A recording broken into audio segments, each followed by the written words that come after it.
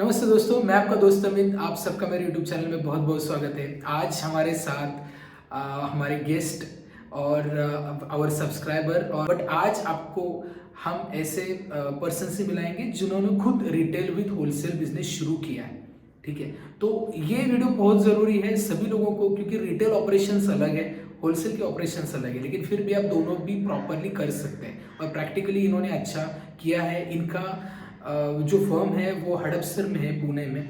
और अच्छा मतलब लर्निंग किया, एक्सपीरियंस लिया, उसके बाद इन्होंने अपना खुद का फर्म शुरू किया और वो अभी काफ़ी अच्छे लेवल पे चल रहा है। तो मैं आपसे ये वीडियो बनाने की मतलब एक रीज़न यही है कि आपको पूरा गाइड मिले, जिसकी वजह से आप भी खुद का रिटेल विद होलसेल बिजनेस शुरू कर सकते हैं। ठीक है, तो मैं डायरेक्टली उनसे हमारे गेस्ट से बात करता हूँ। मैं गेस्ट नहीं बोलूँगा, ये हमारे दोस्त ही है। तो विनोद जी, विनोद कारंडे इनका नाम है। एंड नाम विनोद परशुराम कारंडे है। मैं हड़पसर में हूँ। मेरा होलसेल प्लस रिटेल का फर्म है हड़पसर ऑक्टाविन लाइफ केयर उसका नाम है। मैंने पहले स्टार्ट किया 2020 में आफ्टर 2020 में आफ्टर कोविड।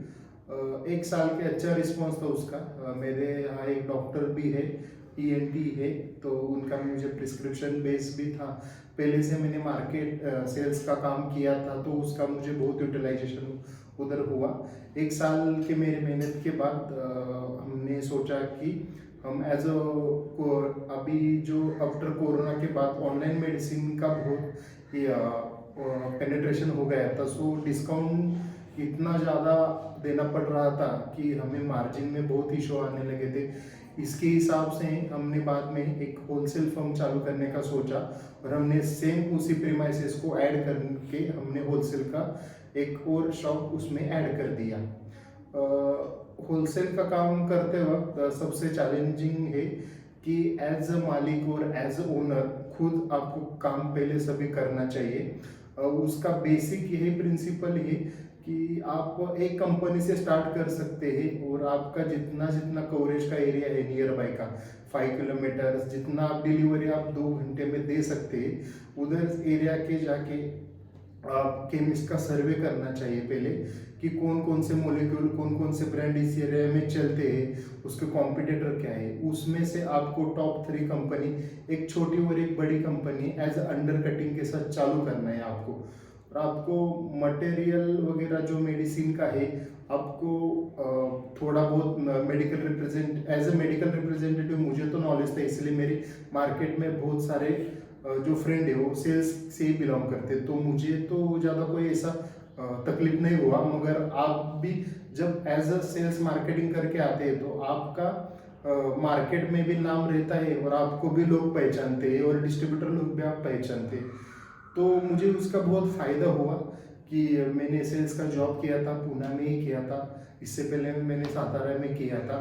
तो उससे क्या हुआ कि मैं एज अ छोटा एक ग्राउंड लेवल से होलसेलर क्या होता है, उनका स्टेटमेंट क्या होता है, उनका प्राइमरी सेल, सेकेंडरी सेल्स क्या होता है, इस टर्मिनोलॉजी से मुझे पहले से ही पता था। तो इसके अकॉर्डिंग मैंने पहले एक मैक्लोएड कंपनी का काम चालू कर दिया। तो मैक्लोएड का एक अंडर कटिंग है और एक छोटे कंपनी का, और ऐसा जाके मैंने पहले काउंटर टू काउंटर जाके पहले उनको जो कुछ भी डॉक्टर है वो मेरे पहचान के और उनके जो रिटेलर से मेरा जो रिलेशन है उसके हिसाब से मैंने उसको एक दो प्रोडक्ट करके ऑर्डर निकालने की कोशिश की। और उसके बाद मेरा रेपुटेशन बढ़ता गया और मैं बाद में उनको कॉल लगाता गया, तो मुझे वहाँ फिर जाने की ज़रूरत नहीं पड़ी। तो ऐसा करके मेरा टारगेट था कि हफ्ते में 3 कन्वर्जन मुझे लाने ही लाने हैं मेरे नियर बाई एरिया के, क्योंकि मैं खुद अकेला करता था, डिलीवरी बॉय भी उस समय नहीं था। तो 9 बजे से 12 बजे तक अभी मैं रिटेल में एक मेरा स्टाफ है वो रिटेल देखता है, वो कंबाइन होने की वजह से मुझे कॉलिंग का टाइम मिलता है। तो उसमें मैं जो मेरे प्राइम कस्टमर है उनसे मैं बात करता हूँ और उनका ऑर्डर निकलवाता हूँ। पहले क्या करता था स्टार्टिंग में, तो मैं खुद 2 घंटे कॉल करता था और खुद 2 घंटे डिलीवरी देता था। उसके बाद में पता चला कि इसमें स्कोप है और हमारा बिजनेस आगे बढ़ने का है। तो मैं सेम काम अभी जो मेरे 10 पहचान वाले हैं जो मैं मिलने जाता था, वो मैं उनको टेलीफोनिकली बात करने लगा, तो मेरा उधर 2 घंटा बचने लगा। तो मैं वही टाइम यूटिलाइजेशन करके और 20 कस्टमर कैसे बढ़ाऊँ, अगले 2 मंथ का मैं टारगेट बनाने लगा। तो वही हिसाब से मैं अभी कर रहा हूँ। तो अभी होलसेल और रिटेल करने में एक बेनिफिट ज़्यादा है कि होलसेल का 10% मार्जिन रहता है परचेस मार्जिन, और रिटेल का 20%। तो हमारे पास डिस्काउंट के लिए थोड़ा फ्री टाइम रहता है या फिर फ्री स्पेस रहता है। ज़्यादातर मेरा मानना ऐसा है कि डिस्काउंट सिस्टम नहीं चाहिए, मगर क्या है, कंपटीशन है, कस्टमर रिलेशनशिप है। अगर एक बार आपने 10% भी दिया, आपका रिलेशन का कस्टमर हो गया, बाद में आपको कितना डिस्काउंट दे बोलेगा ही नहीं। पहले 1-2 बार आपको डिस्काउंट देना पड़ता है, उसका रूटीन सेट करना पड़ता है, और उसका एक बार मंथली आपको पता चल गया कि उसको आपका हैबिट लग गया, तो आपको कैलकुलेट भी नहीं करता। आप बोल रहे ना, वो उतना 10% 15% उसी परसेंट में लेके जाता है। तो ये मेरा एक्सपीरियंस है।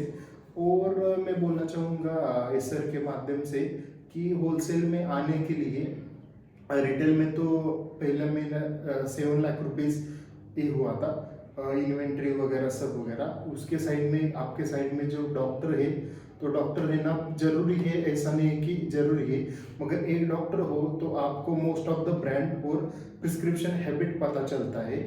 और उसके साथ में हम जब ऑर्डर निकालते हैं शाम को, एज अ रिटेलर आप होलसेलर को जब फ़ोन करते हो, और जो आपको उधर से कम्युनिकेट करता है, जो स्कीम बताता है वो है।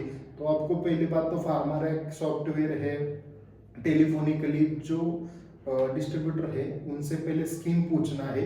माल ज़्यादा डंप भी नहीं करना है, मगर मैक्सिमम स्कीम कौन दे रहा है, डायरेक्ट डिस्ट्रीब्यूटर कौन है, उनसे आपको ज़्यादा से ज़्यादा ज़्यादा से ज़्यादा उनको ऑर्डर देना है। क्यों, हमारा जितना हम परसेंट परचेस में बचाएंगे, उतना हमें बाद में सेल्स में काम आने वाला है। अगर आपको 10% भी देते हो तो 20% आपका फ्लैट मार्जिन रहता है। दूसरी बात है स्कीम, हर 10 प्रोडक्ट में से 6 या 7 प्रोडक्ट स्कीम रहता है। तो आपको कम से कम 10% तो स्कीम एक्स्ट्रा उठाना है। अगर आप नहीं तो अभी एक मार्केट में नेट का फंडा भी चलता है। अगर in case for example 9+1 scheme रहता है तो 5 नेट कर सकते हैं। आपको पता चलना चाहिए कि मेरा ये 5 ट्रिप एक 4 दिन में निकलने वाला है, और मेरा इसमें मार्जिन 35% हो जाना है। तो उसमें आप ज़्यादा से ज़्यादा 20 भी % डिस्काउंट दिया तो आपको 4 दिन में 15% तो उसमें मिल ही जाता है। तो यही करके, और रिटेल में एक ही चीज़ आपको, आपका एक्सपायरी मैनेजमेंट बहुत है, एक्सपायरी होने ही नहीं देना है। एक्सपायरी इसका एक कारण है क्योंकि हम जितना कमाते हैं, अगर 2 स्ट्रिप भी एक्सपायर हो गए तो हमारा वो प्रॉफिट भी जाता है, और वो जो मटेरियल है, वो जो मेडिसिन हमारे रैक पर रहता है, तो हमारा इन्वेंट्री का कॉस्ट हम कैरी कर नहीं सकते, इसका परसेंटेज मार्जिन नहीं है। तो इसमें क्या है, सिर्फ सिंपल ट्रेडिंग है। एक बार आप 1 साल 2 साल ये सीख गए कि कौन सा मॉलिक्यूल कितने देर के लिए कितना परसेंटेज पे आपको देना है, तो आप रिटेल में भी परफेक्ट हो सकते हो।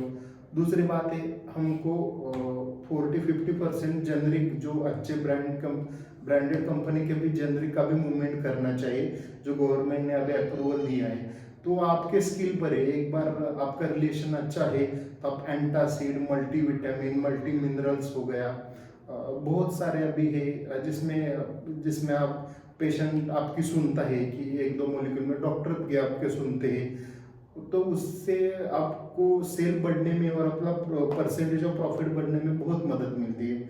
मेरा पर्सनल होलसेल का और एक एक्सपीरियंस है कि आपका मार्केट में नाम हो जाता है कि एज ए डिस्ट्रीब्यूटर आप जब काम करते हैं, एज ए रिटेलर डिस्ट्रीब्यूटर जाते हो, तब आप एज ए डिस्ट्रीब्यूटर भी प्रेजेंट करते हो, रिटेलर भी प्रेजेंट करते हो, तो आपको सब जगह, जब फॉर एग्जांपल मैं पूना में काम करता हूँ, तो पूना के बहुत सारे डिस्ट्रीब्यूटर भी मुझे जानते हैं और मेरा क्रेडिबिलिटी बढ़ता है, तो मुझे वो बिजनेस मूव करने के लिए बहुत काम आता है आगे, कि आप अगर मैं एक हफ्ता भी बोला कि सर अब मुझे 10,000 का माल चाहिए, तो आपका आप सब बैकग्राउंड देख के आपको एक आपके जुबान पे 10,000 का भी माल दे सकते हैं।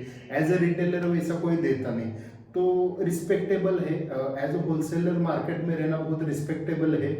कुछ चीज़ें हैं जो एक नए जो शुरू करना चाहता है उसको दिक्कतें आती हैं। So it is all about कि आपने पूना में शुरू किया है ना। हाँ। लेकिन आपको क्या लगता है कि ये बिजनेस जो रिटेल विद होलसेल है, ये हम अर्बन में या रूरल एरिया में शुरू कर सकते हैं? इसके लिए कुछ ऐसे क्या करने चाहिए? जैसे आप जो कर रहे हैं वो आपकी सिटी में आप डिस्काउंट दे रहे हैं, लेकिन हर जगह पे डिस्काउंट देना ज़रूरी है, और रिटेल विद होलसेल से और ज़्यादा मार्जिन कैसे कमा सकते हैं? हाँ सर, आपका मैं यही सवाल का मैं जवाब देना चाहूँगा कि रूरल एरिया में करना ऐसा कोई नहीं है, उधर भी कर सकते हैं आप। उधर क्या है, डिस्काउंट वगैरह ऐसा कुछ नहीं है। उधर क्या है, अपना रिलेशन बिल्ड ज़्यादा रहता है रूरल एरिया में, और उधर आप होलसेल रिटेल बहुत अच्छी तरह से कर सकते हैं, ऐसा मुझे लगता है। उधर जेनरिक मेडिसिन का भी थोड़ा अवेयरनेस हो गया है, और अच्छे अच्छे ब्रांडेड कंपनी के भी जेनरिक गवर्नमेंट खुद आके अप्रोच कर रहे हैं कि वही लोगों को यूज़ करना चाहिए उधर। उसके बाद में एज अ होलसेलर उधर स्कोप है। मैं और एक बात बोलना चाहूँगा, एज अ पीसीडी फार्मा का बोलना चाहूँगा। उसमें रूरल एरिया में थोड़ा सा फाइनेंशियल लोगों का फाइनेंशियली इनकेपेबल रहते, तो उधर आप वैसे मोलिक्यूल एक आधा मोनोपोली रेंज भी ला सकते हैं। इसके हिसाब से आपको भी थोड़ा प्रॉफिट रहता है, और पेशेंट को भी हम डिस्काउंट या फिर उसके अफोर्डेबल प्राइस में मेडिसिन दे सकते हैं। तो मेरा एक्सपीरियंस है, उधर रिटेल भी चल सकता है और होलसेल भी चल सकते हैं। मगर आप रूरल में भी स्टार्ट विद रिटेल, उस एरिया का सर्वे कीजिए, उधर कौन कौन सी चीज़ें लगती है आपको मालूम होना चाहिए। आप आपके 5 या 10 किलोमीटर के रेडियस में ही आप पहला स्टार्ट करने का सोचिए, बिकॉज होलसेल में स्टैंडर्ड में मार्जिन, हाईएस्ट मार्जिन 10% है। जेनरिक में हाईएस्ट मार्जिन 20, जेनरिक में है मार्जिन।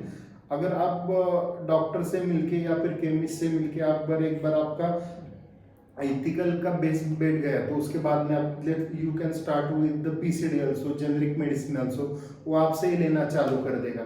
तो मेरा तो यही एक्सपीरियंस है। अभी मैं जो 3-1.5 साल से जो रिटेलर के पास जाता हूँ, वो मेरा ऑर्डर पहले 1,000 रुपये का लेते थे, मेरा पूरा स्टैंडर्ड है। मैंने खुद थोड़ा फर जेनरिक का भी मेडिसिन में रखता हूँ, तो मेरा एक्सपीरियंस ये है कि लोग रिटेलर खुद पूछे, सर आप ये भी रेंज रखो, हम आप ही से ही लेंगे।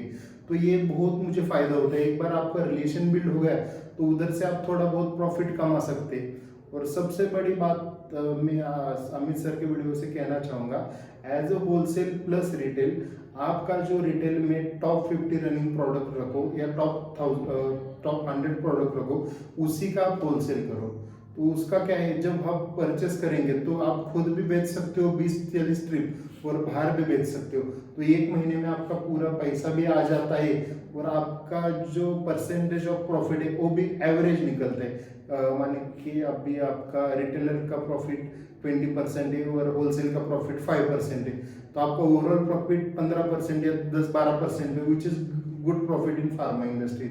सो ये मेरा एक्सपीरियंस है कि होलसेल और रिटेल, पहले आप रिटेल स्टार्ट कीजिए, 1 साल कीजिए, उस एरिया का स्टडी कीजिए, और आपका जब 15,000, 20,000, 10 से 15,000 पे काउंटर होने लगा, आप उसमें से 30 रनिंग प्रोडक्ट ढूंढिए, 30 और 40। अगर आपने उसी 50 प्रोडक्ट पे भी काम करके आपका पोर्टफोलियो बनाया, तब भी आप होलसेल में सक्सीड हो सकते हैं। सक्सीड यानी यू कैन स्टार्ट विद, आपका प्रॉफिट मार्जिन भी उसमें निकल सकते हैं, क्योंकि ऑलरेडी आपको उसका स्कीम वगैरह सब मालूम रहता है। तो आपको ज़्यादा दिक्कत नहीं आती कि एज अ परचेसर के पास जाके वो मुझे मेडिसिन चाहिए, और तब तक आपका एज अ डिस्ट्रीब्यूटर के पास नाम भी चला गया होता है, आपका क्रेडिबिलिटी। और एक मैं बोलना चाहूँगा, इस फील्ड में क्रेडिबिलिटी को बहुत महत्व है। इतना महत्व है कि आप इस बिजनेस को आप लाइफ लॉन्ग दूसरे लीगसी को भी दे सकते हो। अगर अभी मैंने टारगेट ही रखा है कि मेरा अगले 20 साल मुझे ये करना है, तो इसके हिसाब से शॉर्टकट में करना है तो ये बिजनेस नहीं है। ये बिजनेस आपको लॉन्ग टर्म में लेने गए तो बहुत बढ़िया बिजनेस है। पहले के 2-3 साल आपको आपके एक्सपेंसेस भी जाएंगे, मगर आपको सीखना है। अगर किधर भी एक्सपायर हो गए तो उस गलती से सीखना है और अगली बार वो नहीं करना है, या फिर किसी एक्सपर्ट को जाके पूछना है कि ये मैनेजमेंट कैसा रहता है। एकदम सिंपल सा फॉर्मूला है कि पहले रिटेल स्टार्ट करो, उसके बाद में आपके टॉप एरिया के रनिंग प्रोडक्ट आपकी मूवमेंट कैसे है वो देखो। उसके बाद डॉक्टर से रिलेशन बढ़ाओ, केमिस्ट से रिलेशन बढ़ाओ। केमिस्ट पे रिलेशन बढ़ाने के बाद आपको खुद ना खुद जो उस एरिया में चलते हैं उस मार्केट का आपको पूरा अंदाजा आ जाता है। और एज ए रिटेलर रिटेलिंग करते हुए आपको भी कभी कभी आपका मेडिकल छोड़ के 10 नए मेडिकल देखने चाहिए। उधर क्या क्या होता है, उधर का डिस्काउंट सिस्टम कैसा है, उनका इंफ्रास्ट्रक्चर कैसा है, उनका सॉफ्टवेयर मैनेजमेंट कैसा है। क्योंकि अभी इस 4-5 साल में अट्रैक्टिव फार्मेसी को बहुत स्कोप है। हम जितना अट्रैक्टिव करेंगे एफएमसीजी प्रोडक्ट से वो भी बढ़ा सकते हैं उसमें। अभी अभी तो बहुत सारे मेडिकल में फूड इंडस्ट्री के जैसे 50% तो फूड ही जाते, मुझे फ्रोजन फूड का भी बहुत ही है। तो ये मैं अभी अभी मेरे भी स्टोर में यहाँ रखने लगा हूँ, तो मुझे मालूम है कि उसमें प्रॉफिट है। तो आप प्रॉफिट एक बार आप मेडिसिन का प्रॉफिट कैलकुलेट करने के बाद आपका सेटअप हो गया तो आप बाकी का भी उसमें ऐड कर सकते हैं और प्रॉफिट बढ़ा सकते हैं।